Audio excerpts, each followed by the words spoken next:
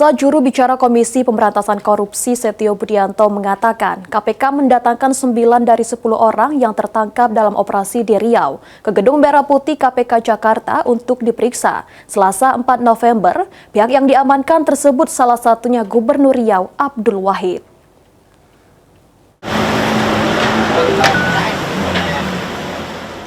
Juru bicara Komisi Pemberantasan Korupsi Setio Budianto mengatakan sebanyak 9 dari 10 orang yang diamankan dalam operasi tangkap tangan di Riau telah dibawa ke Gedung Merah Putih KPK Jakarta untuk menjalani pemeriksaan lanjutan Selasa 4 November.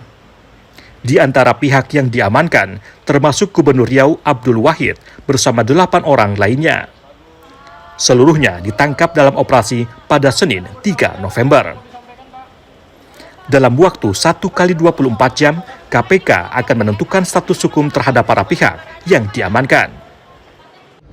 Yang dibawa pada hari ini ada 9 orang, nanti ada 2 kloter, pagi dan siang.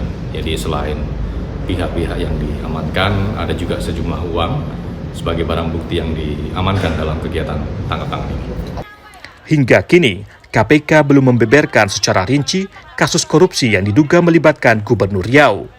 Namun penjelasan resmi akan disampaikan setelah selesainya pemeriksaan awal. KPK menegaskan penindakan hukum merupakan bagian dari upaya mengawal tata kelola pemerintahan yang bersih dan berintegritas. Dari Jakarta, Sanya Dinda, Rian Rahman, Kantor Berita Antara, mewartakan.